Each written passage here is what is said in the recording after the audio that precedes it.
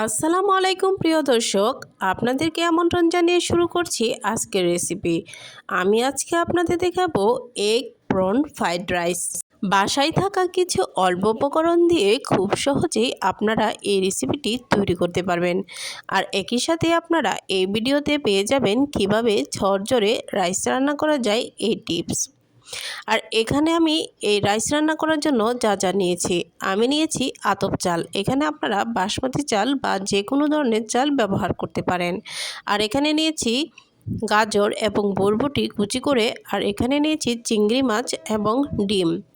এবার আমি চালগুলো ধুয়ে পরিষ্কার করে কিছুক্ষণ ভিজিয়ে রাখবো, কারণ কিছুক্ষণ ভিজিয়ে রাখলে ভাতটা ঝরঝরে হবে। এবার একটি পাতিলে পানি গরম করে দিয়ে দিলাম পরিমাণ মতো লবণ এবং কিছুটা তেল। তেল ব্যবহার করে চালগুলো ফোটালে একটা চাল আরেকটার সাথে লাগবে না, এতে করে যে ভাতটা রান্না করা হবে ওই ভাতটা কিন্তু ঝরঝরে হবে। আর একটা জিনিস খেয়াল রাখতে হবে যেন ভাতটা বেশি সিদ্ধ হয়ে না যায়। তাই আমি এখানে ভাতটা 90% মতো সিদ্ধ করব। এবার আমি ভাতের পানিটা ঝরিয়ে নিয়েছি। দেখুন কতটা ঝরঝরে ভাত হয়েছে।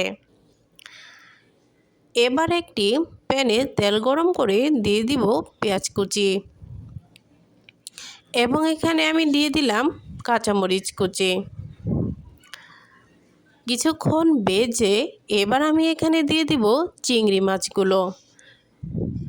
এবার দিলাম পরিমাণ মতো লবণ।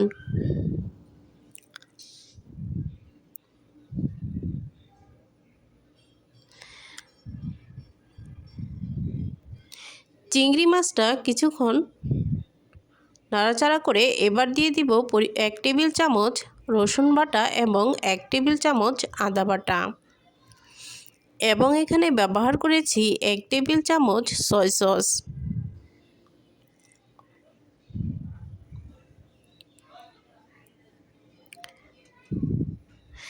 এখানে দিয়ে দিয়েছি আধা টেবিল চামচ ভাজা জিরা। এবার চিংড়িগুলো কিছুক্ষণ কষানোতে দিয়েছি। এবার আমি ব্যবহার করব ডিম। আপনারা এখানে চাইলে আরও বেশি ডিম ব্যবহার করতে পারেন। এবার সবগুলো একসাথে কিছুক্ষণ ভেজে নেব। এই পর্যায়ে আমি দিয়ে দিব কেটে রাখা গাজর কুচি এবং বরবটি কুচি। এখানে চাইলে আপনারা আরও বিভিন্ন ধরনের ভেজিটেবল ব্যবহার করতে পারেন।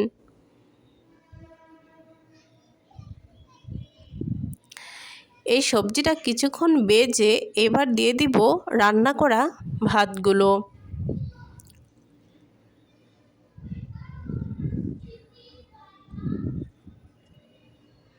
এখানে আমি সবজির পরিমাণে কিছুটা ভাত দেব।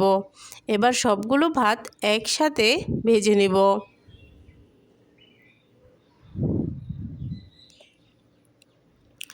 আমার ভিডিওটা যদি আপনাদের কাছে এতটুকু পরিমাণও ভালো লেগে থাকে, অবশ্যই কমেন্টে জানাবেন।